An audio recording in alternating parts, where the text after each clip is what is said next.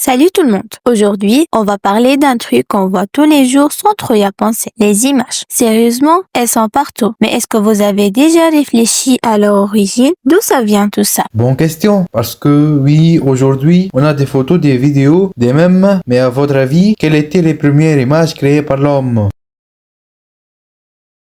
Bon, je vais pas vous laisser galérer. La première forme d'image qu'on connaît, c'est celle des peintures rupestres, celle des hommes préhistoriques, des dessins sur les parois des grottes, faits avec des pigments naturels. C'était leur façon de communiquer, un peu comme les stories Instagram, mais version moins 10 000 avant GC. Exactement. D'ailleurs, dans le manuel d'histoire, on parle de la grotte de Lascaux en France. Dedans, on trouve des représentations d'animaux, des scènes de chasse, la vache sautante. Et ça nous montre quoi? Que dès le début de l'image, servir à raconter des histoires, transmettre des savoirs, voire laisser une trace pour les générations suivantes. C'est faux de se dire que ces mecs, qui n'avaient ni papier, ni crayon, avaient quand même trouvé un moyen de poster leur vie. Bon, on avance un peu dans le temps. Après les grottes, il y a eu quoi? L'art antique ou ancien égyptien, par exemple, utilisait des fresques, la peinture avec des couleurs plongées dans l'eau, dans leurs temples et tombeaux. Regardez les hiéroglyphes. C'était un mélange entre texte et image, une vraie bande dessinée avant l'heure. Et puis viennent les Grecs et les Romains, avec leurs mosaïques, leurs sculptures ultra détaillées. Ils cherchaient à représenter le monde de la manière la plus réaliste possible. Oui, mais après eux, ça bouge encore. Moyen-Âge, Renaissance.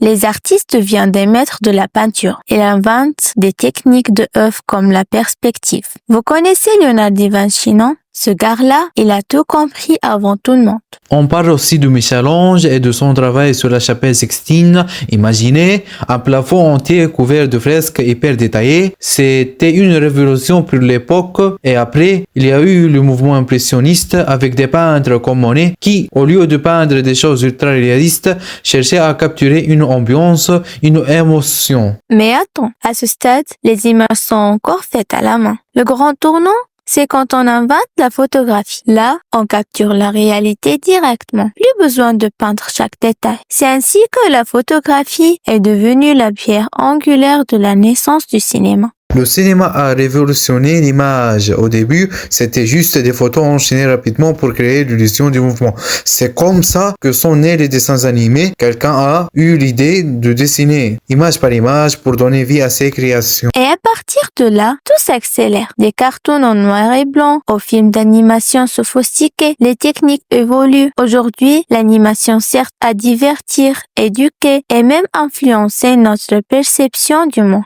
D'ailleurs, elle n'est pas réservée aux enfants. Certains films animés traitent des sujets graves comme la guerre ou l'injustice et même des documentaires utilisent cette technique pour raconter des histoires vraies. Qu'il s'agisse d'une photo, d'un film ou d'un dessin animé, tout est question de message et d'impact. Et ça amène une nouvelle question pour vous. Est-ce que voir une image, une vraie photo d'un événement, ça change notre perception par rapport à juste en entendre parler? Parce que là, on passe d'un récit à une preuve visuelle. Exactement. D'ailleurs, on voit ça encore aujourd'hui avec les conflits dans le monde. Par exemple, les images de la guerre à Gaza sont diffusées partout. Elles montrent des réalités que les mots seuls ne suffisent pas à transmettre. Elles sensibilisent, elles font réagir, elles influencent l'opinion publique. Mais du coup, on entre aussi dans un autre problème. Une image, ça peut être puissant, mais ça peut aussi être manipulé. Et oui, c'est là qu'on arrive aux images numériques et aux retouches.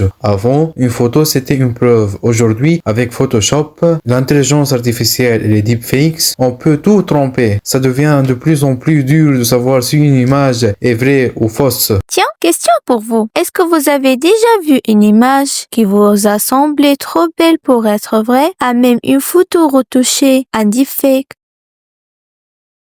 On mentionne la propagande pendant la Seconde Guerre mondiale. Les affiches et des photos étaient modifiées pour influencer les gens. Aujourd'hui, c'est pareil, mais avec des moyens technologiques encore plus puissants. Les médias, la publicité, les réseaux sociaux. Toutes ces images ont un impact sur la manière dont on perçoit le monde. Et c'est là qu'il faut être malin. Toujours se demander qui a créé cette image, dans quel but, est-ce qu'elle est faible? Parce que si on ne fait pas attention, on peut facilement être manipulé. Et c'est pour ça qu'aujourd'hui, on parle d'éducation aux médias, apprendre à analyser une image, comprendre son contexte, vérifier ses sources, c'est devenu une compétence essentielle. L'image ne se limite pas à l'art ou au divertissement. Elle façonne aussi l'histoire, l'économie et même la politique. Une photo, une affiche ou une vidéo peuvent changer la perception du monde et marquer une époque. Regardez la publicité. Des images bien pensées influencent nos achats et créent des tendances. Dans les médias, une seule photo peut faire le tour du monde et modifier l'opinion publique en rendant les sociétés consommatrices en quelques heures. En histoire, certaines images deviennent des symboles. Des clichés célèbres immortalisent des moments clés, comme les révolutions ou des événements marquants. Et aujourd'hui, avec les réseaux sociaux, l'image est partout. Elle peut informer, manipuler ou même réécrire l'histoire. Tout dépend de comment elle est utilisée et de l'impact qu'elle génère. Alors, pour finir, on vous lance un petit défi. La prochaine fois que vous verrez une image qui vous choque, qui vous fait réagir, demandez-vous si elle est vraie. Faites une petite recherche. Essayez de voir d'où elle vient. Vous verrez, parfois, les choses ne sont pas aussi simples qu'elles en ont l'air. Sur ce, on vous laisse méditer là-dessous. Si vous avez des questions ou des exemples d'images qui vont marquer, partagez-les en commentaire. Et surtout, ouvrez l'œil.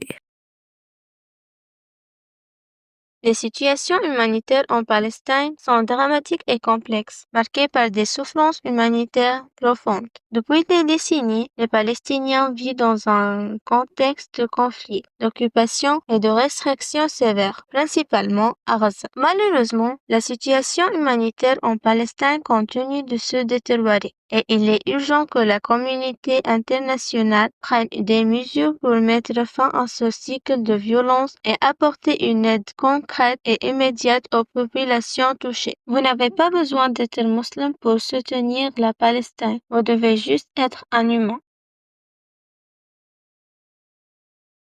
Wow, c'est immense. On dirait qu'on va tourner un film hollywoodien.